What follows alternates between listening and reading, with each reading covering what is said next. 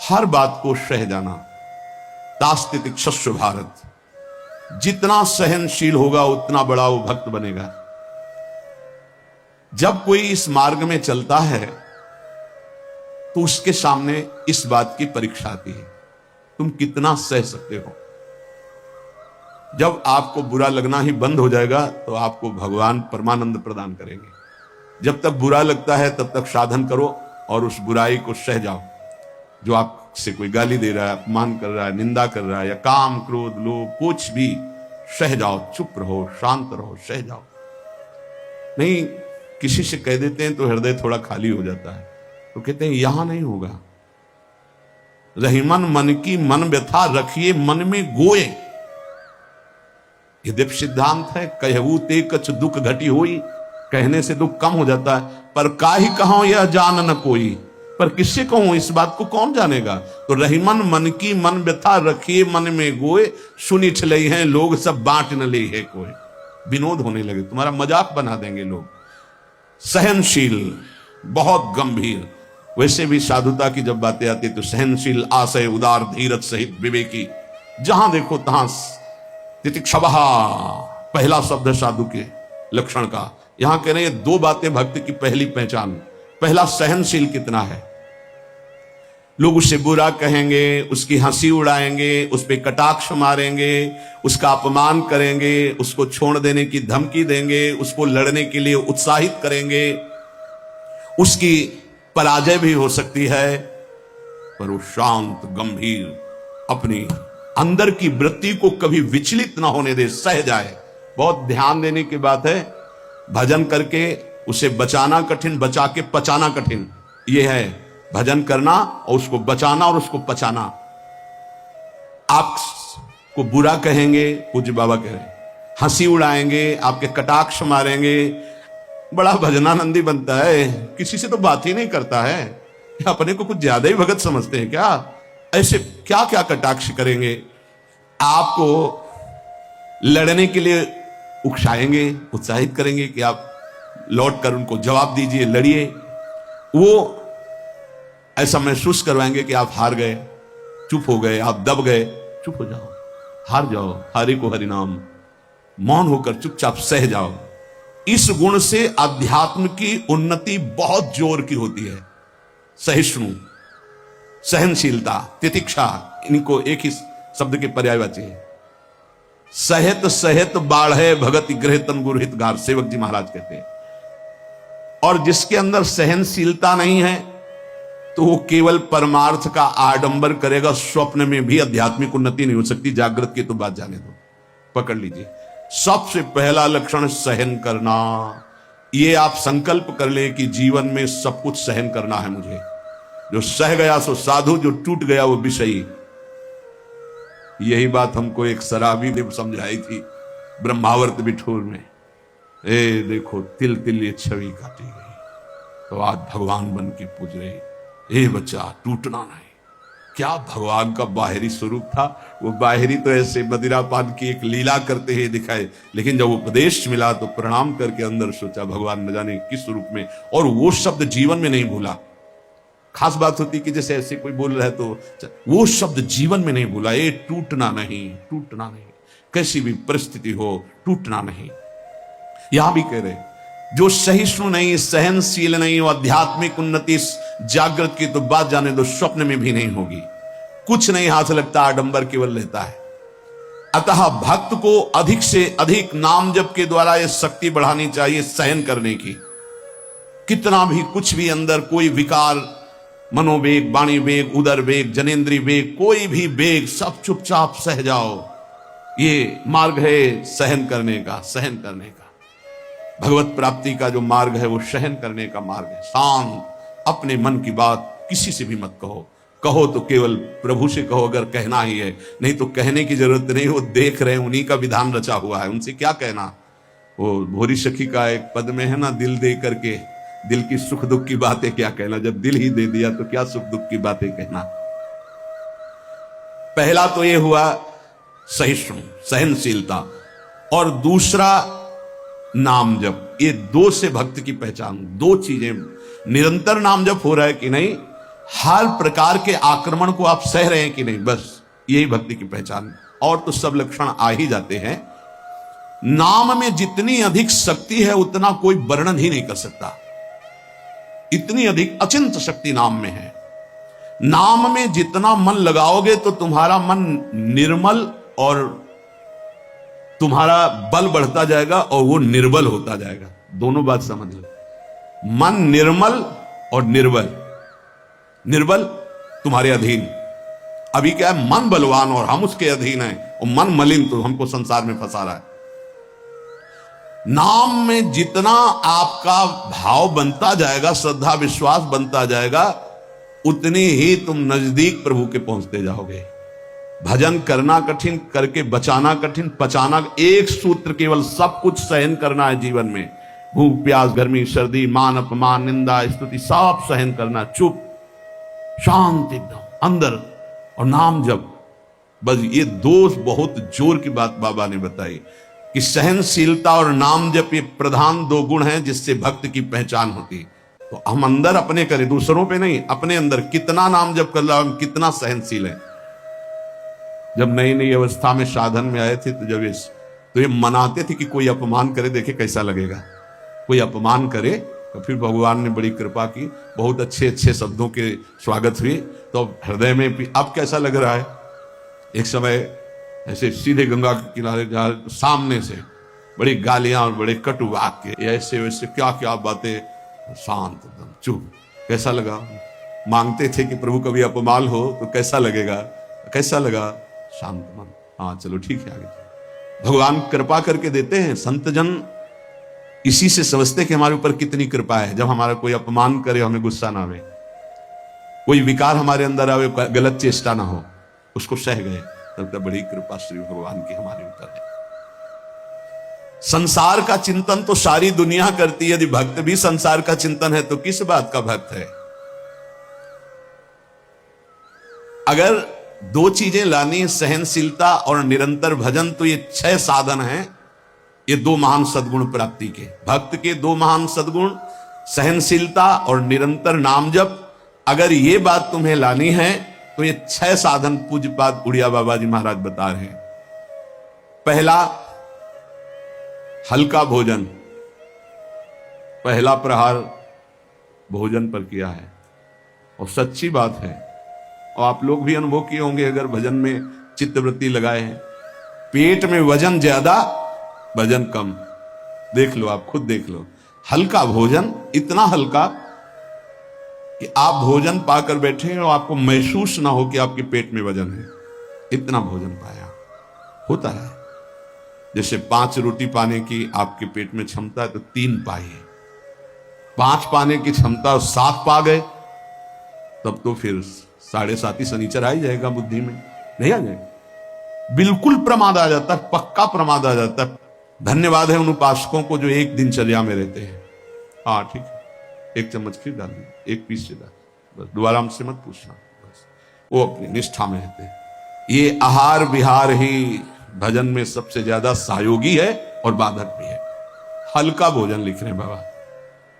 हल्का भोजन मतलब सुपाच्य भोजन और आधा पेट भोजन। एक दिन चर्चा हुई थी, अगर याद हो पीछे, 400 ग्राम अन्न में 24 घंटे में बहुत स्वस्थ शरीर रह सकता है। केवल रसेंद्री फंसाए है, रसेंद्री। हमें लगता है कि अगर हमें जीवन उत्साहित और बहुत सात्विक रखना है तो हल्का भोजन। दूसरी बात, प्राण संयम। ये जो बहुत जल्दी जल्दी श्वासें चलती हैं, इससे भजन में बड़ा बाधा पड़ती है। एक आराम से श्वास खींचिए। कितनी बार राधा नाम जपते हैं, फिर आराम से छोड़िए, कितनी बार छोड़ते हैं। प्राणों का संयम आवश्यक है। इसलिए 2-3 प्राण वायु का संशोधन की प्रक्रियाएं हैं जिनको सबको करना चाहिए। ये प्राणायाम के अंतर्गत नहीं, हम भजन की बात कर रहे हैं। आराम से बैठ जाओ, इसे दोनों स्वरों से वायु खींचो, कोई हाथ वाथ लगाने की जरूरत नहीं, पूरी खींचाओ और एकदम छोड़ दो। 7 बार किया एक बार में, 4 बार ऐसा करो, आप देखना एक ये प्रक्रिया है, कोई हाथ लगाने की जरूरत नहीं। प्राणवायु का संशोधन, खींचा, रोक लिया, नाम जप कर रहे हैं, एकदम प्राण व्याकुल, छोड़ दिया।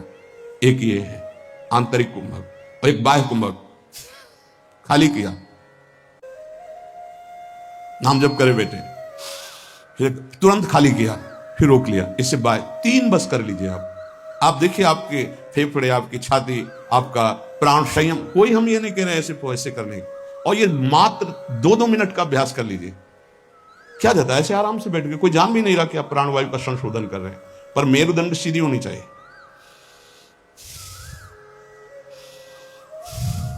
जितना अधिक खींच पाओ, अधिक छोड़ पाओ, 6 बार, 7 बार, 8 बार, बस, इससे ज्यादा नहीं।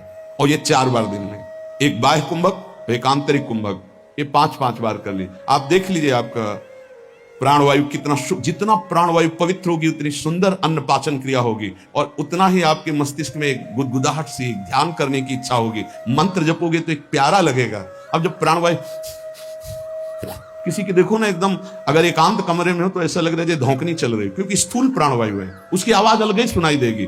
प्राणवायु का संयम, भोजन हल्का और प्राणवायु संशोधन कृपया जरूर करें, चाहे वृद्ध शरीर हो चाहे जवान शरीर हो, ये जरूरी है प्राणवायु का संशोधन।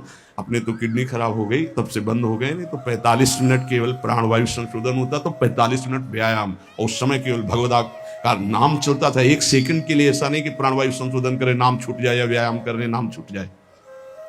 तीसरा, कम बोलना, क्योंकि नाम चलाना है और सहनशील होना है। देखो, जब हम अपनी कमजोरी किसी से कहते हैं तो कमजोरी हम पर बढ़ती है और दूसरा हमारा उपहास करता है। इसलिए अपनी कमजोरी तो बोलनी नहीं, और कोई बात भी करने की जरूरत नहीं है। थोड़ा बारा व्यवहार में आवश्यक हो तो उत्तर दे दीजिए। कम बोलना सीखें। उपासक जब अपनी रहने पे रहता है तो हमें लगता है कि धन्यवाद का पात्र है जो अपने को जलाकर प्रभु के चरणारविंद तक पहुंच रहा है। बहुत कठिन विषय है, प्रणाम है उसको जो अपने को जलाकर आगे बढ़ रहा है। कम बोलना, तीसरा। चौथा, किसी से कोई भी इच्छा न रखना, न व्यक्त करना। ये 2 महान सद्गुण आ जाएंगे, सहनशीलता और निरंतर भजन। किसी से कोई इच्छा, आप आज क्या पाएंगे? नहीं, आप क्या पाएंगे? श्री जी की नहीं। वैसे आपको पसंद क्या है? राधा राधा राधा। नहीं, भोजन में क्या पसंद? यही आहार है।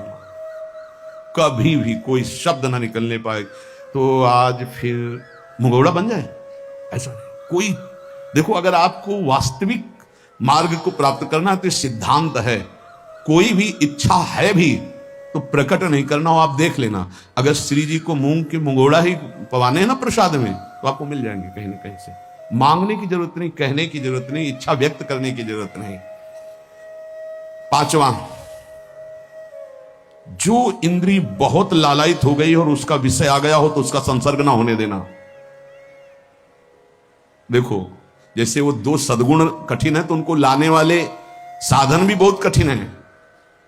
किसी भी इंद्री की बहुत इच्छा हुई और वैसे संयोग आ गया, कोई भी इच्छा, हर इंद्री में अपनी इच्छा रहती है। प्रबल इच्छा हुई और प्रारब्धवशात माया ने वही संयोग बना दिया, लो खाओ। और आपको पता है कि ये मेरे हृदय में बिल्कुल चल रहा था, कैसे मिले, और मिल गया, तो खुश नहीं होना। बोले संसर्ग नहीं होने देना, पाने नहीं हटा देना है। इतनी हिम्मत है। पहला लक्षण सहिष्णु, वो दूसरा निरंतर भजन। जो तुम्हारी, ये सब बातों में नहीं कह रहे, जिसकी प्रबल इच्छा थी हमारे अंदर और वही आ गया संयोग से, यही बात गुरुदेव ने बताई थी। बोले जो प्रिय वस्तु हो उसका संयोग इंद्रियों के संसर्ग में ना होने पाए और उसको भोग लगा बांट। तो बाबा कह रहे किसी भी प्रिय बात, प्रिय वस्तु, वो इंद्रिय भोग जब उपस्थित हो तो उसका संसर्ग ना होने देना। इससे 2 सामर्थ्य जागृत होंगी, निरंतर नाम जप और सहिष्णु, सहनशील। और वाणी पाठ और अपना जो संत समागम है, इसके सिवा अकेले रहने का स्वभाव बनाना। इसमें भी जो अपने प्रियजन परिवार के जन, उनको लगने लगता है अकेले बैठे क्यों रहता है। अरे वो अपने साधन में बैठा है, उसके लिए डिस्टर्ब थोड़ी होना कि अकेले क्यों बैठा। धन्य भाग है जैसे अपने लोगों को सूचना मिलती कि एकांत ही चुपचाप बैठा रहता, तो अपने को पता है, अपना हृदय शीतल होता है कि सही मार्ग है, सही मार्ग है। एकांत देश में रहने का स्वभाव होना, प्राणों का संयम होना, भोजन बहुत हल्का सात्विक होना, कम बोलना, किसी भी तरह से अपनी इच्छा को किसी के सामने प्रकट ना करना। अगर हमारे अंदर इच्छा, छठवां, अगर हमारे अंदर इच्छा आ ही गई है और उसके अनुसार प्रारब्धवशात संयोग बन जाता है उस भोग का, तो इंद्रियों का संसर्ग ना होने देना। इन 6 साधनों से ये 2 बात महान भक्त के अंदर आ जाएंगी कि वो सहनशील हो जाएगा और उसका निरंतर नाम जप चलने लगेगा। भक्त वही है जो प्रभु के नाम को परम धन परम जीवन मानता है और हर समय ऐसे नाम जप में लगा रहता है जैसे संसारी पुरुष धन कमाने में। जो जितना भगवान नाम का संग्रह कर लेगा वो उतना ही उच्च भावना वाला बन जाएगा। भक्ति से क्या मिलता है जानते हो? भाव की ऊंचाई। बाजार में वस्तु का अगर भाव ना हो तो सड़ती रहती है, ऐसे ही भक्ति से भाव प्रकट होता है। भावहीन पुरुष सड़ता रहता है, नरकों में दुर्गति होती रहती है। अगर मनुष्य शरीर में भी है वो विविध प्रकार की दुर्वासनाओं से सड़ता रहता है, जलता रहता है। और भक्त भावोत्सवेन भजताम रस काम धेनु, भाव में डूबा आनंद मगन रहता है। ये भाव कहां से आता है? जितना नाम रूपी धन एकत्रित करोगे उतना ही महंगा भाव आपके अंदर आ जाएगा। बोले ये तो प्रिया प्रीतम की लीला में डूबे रहते हैं, भाव कहां पहुंचा दिया? अभी कहां है? काम भाव, क्रोध भाव, लोभ भाव, अभी तुम्हारा भाव गिर गया। भाव उठाओ तो बोले कहां है? बोले प्रिया प्रीतम के भाव में। बोले ये कहां है? बोले काम भाव में, क्रोध भाव में, लोभ भाव में। भाव ही सब कुछ है। भगवान को पुकार करके साक्षात सामने प्रकट करने की सामर्थ्य भाव में ही है। भाव पूरित टेर ही करती मुझे लाचार है, भाव बिन सुनी पुकारे मैं कभी सुनता नहीं। बात ध्यान करो, भाव सारा। और ये भाव कहां से आता है? पूज्य उड़िया बाबा कह रहे जो भक्त जितना अधिक नाम जप कर लेता है उतना ही बढ़िया भाव उसका बन जाता है। जो नाम कीर्तन पर विश्वास करता है कि नाम कीर्तन कर रहा हूं तो मेरे प्रभु यहीं बैठे सुन रहे हैं, भक्त का सदैव ऐसा भाव रहता है। मैं पद गायन कर रहा हूं, मेरी प्रियालाल मुस्कुरा रहे हैं, वो सुन रहे हैं। बाणी श्री ध्रुवदास जी की सुन जोरी मुस्कात। अगर तुम्हें भाव नहीं आ रहा तो आचार्यों ने लिखा है कि जब 42 लीला गाई जाती है तो जोरी प्रिया प्रीतम परस्पर देखकर मुस्कुराते हैं और गायन और श्रवण करने वाले उपासकों पर कृपा करते हैं। जो सांसारिक पुस्तकों को, समाचार पत्र को और विलासिता भरी काम भरी बातों जिसमें लिखी हुई ऐसी पुस्तिकाओं को जो पढ़ते हैं वो कभी भक्त नहीं बन सकते। बाबा के समय मोबाइल नहीं चला था 60-70 वर्ष पहले, ये तो 35 वर्ष बहुत हुए होंगे, नहीं मोबाइल को भी लिख देते, क्योंकि उस समय पत्रिका ही गंदी बातों की लिखा पढ़ी वाली बातें पढ़ी। अब तो मोबाइल वाली बातें हैं। वो भक्त नहीं हो सकता जो गंदी बातें देखता है। नहीं, आपको तो अपनी वृत्ति पवित्र करनी, बचानी है। बहुत सावधानी की जरूरत है। एक छोटा सा बच्चा 13 वर्ष का एकांतिक में, बहुत सुलझा व्यक्तित्व, अवस्था 13 वर्ष की, व्यक्तित्व बहुत सुलझा। जब वो अपने संयम की बात तो हम कहा भाई मोबाइल तो नहीं रखते, उनका लैपटॉप रखते, तो उनका उसमें भी वही गलती होती है क्या? क्योंकि कभी हमने तो बोले हाँ सर्च करके वैसे किया जा सकता है, तो उनका फिर तो गलती होने की संभावना है। बोले हो चुकी गलती, आप संभाल लो। छोटे छोटे बच्चों में गलती कराने की सामर्थ्य इस मोबाइल लैपटॉप में है। विश्वास कीजिए बहुत बढ़िया समय है, निकल चलो। ये माया फंसाने के लिए सब सूत्र फेंकेगी, आपको फंसना नहीं है। कोई सुख नहीं, केवल जलन, केवल अशांति, केवल समय नष्ट होना। भक्त वही है जिसको भगवान से भी अधिक संत महात्मा प्यारे लगे। सातों सम्मोहि में जग देखा, भगवान श्री राम कह रहे हैं सबरी जी के सामने, सातों सम्मोहि में जग देखा मोते अधिक संत। पूज्य बाबा कह रहे हैं भक्त वही जिसे संत भक्त महात्मा भगवान से भी बढ़कर प्यारे लगे। आज राम जी के प्यारे हमें मिल गए, आज श्याम जी के प्यारे में, आज प्रियाजू के प्यारे मिल गए। वैकुंठ प्रिय दर्शना दुर्लभो मानुषो देहो देहि नाम क्षण भंगु रहा तत्रापि दुर्लभम मन्येत वैकुंठ प्रिय दर्शनम। आहा, भगवान के प्यारों के दर्शन प्राप्त होना। भक्त वही है जिसकी जिह्वा हर समय नाम जप में लगी रहती है और बातों के लिए वो मूक हो गई है। नारायण हरि भजन में पांचों न सुहाग, जो सच्चाई से मार्ग में चल रहा उसको अच्छा ही नहीं लगता। विषय भोग, निद्रा, हंसी, जगत प्रीति, बहु बात नहीं अच्छा लगता। भक्त वही है जो अपने चित्त को सुरक्षित रखता है। लोग और सब बाहरी वस्तुओं को सुरक्षित रखने की चेष्टा करते हैं पर चित्त को गंदा कर देते हैं। गंदा चित्त, गलत चिंतन। भक्त बाहरी वस्तुओं की सुरक्षा हो, चाहे आग लग जाए, लेकिन चित्त में सुरक्षा में कोई फर्क ना पड़े। चित्त हमारा चित्तचूर के चिंतन में लगा रहे। जहां तक बन सके अपने चित्त को बचाने की कोशिश करो। साधक अपने चित्त को सुरक्षित रहता है, अपने चिंतन को सुरक्षित रखता है। वही साधक है जो चिंतन को सुरक्षित रखे। और कोई परवाह नहीं, सुरक्षा रहे या ना रहे, चित्त सुरक्षित है तो निरंतर चिंतन का प्रभाव भगवत साक्षात्कार करा देगा। भक्त वही है जो प्रभु से केवल प्रभु को मांगता है। ध्यान दीजिए, भक्त वही है जो प्रभु से केवल प्रभु मांगता है कि आप चाहिए आप, हमें और कुछ नहीं चाहिए, बस आप मेरे हैं, मैं ऐसा मस्त रहूं, बस ये हमें चाहिए और कुछ नहीं। आपसे आप चाहिए, बस आपसे आपकी माया का कुछ नहीं चाहिए, आप चाहिए। भक्त वही है जो भारी विपत्ति काल में किसी भी व्यक्ति का सहारा ना लेकर इष्ट के भरोसे रहता है।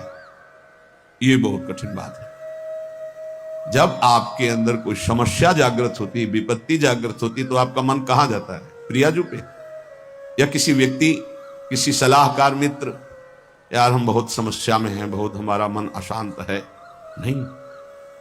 नहीं कहना। प्रभु की छवि लो और छाती से लगा के उनसे बात करो, हमारा चित्त बहुत अशांत है, प्यारे आप संभाल लो। या बाहरी कोई विपत्ति है तो आप बात करके देखो ना कभी, पर भाव नहीं है तो बताया नहीं। फिर वो भाव बिन सुनी पुकारे मैं कभी सुनता नहीं, इसीलिए नाम जब से भाव का जागरण होता है। भाव से यदि पुकारे तो हमने सेकंड में परिवर्तन होते हुए देखा। एक सेकंड में परिस्थिति का परिवर्तन, एक सेकंड में। भारी से भारी समस्या का समाधान जो ही प्रभु से प्रार्थना, उसका तत्काल परिणाम देखा है। एक मात्र भगवत चिंतन ही समस्त विपत्तियों के नाश का उपाय है। हरि स्मृति सर्व विपदि मोक्षणम। इसलिए कभी किसी से सहायता मत मांगो। अगर किसी और की सहायता मांगी तो द्रौपदी की तरह परेशान होना पड़ेगा। आखिरी में द्रौपदी जी ने ठीक जगह सहायता मांगी।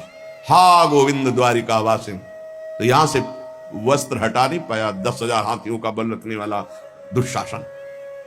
हम लोग बड़े कमजोर भक्त हैं। थोड़ी सी भी बात हो तो हम किसी का, अन्य का सहारा ले लेते हैं। माता पिता भाई बंधु रिश्ते नाते ठीक है ये, लेकिन सहारा सिर्फ इष्ट देव का। जरा इस शब्द पर देखिए, मेरी महारानी श्री राधा रानी, जाके बल में सबसों तोरी, लोक वेद कुल कानी।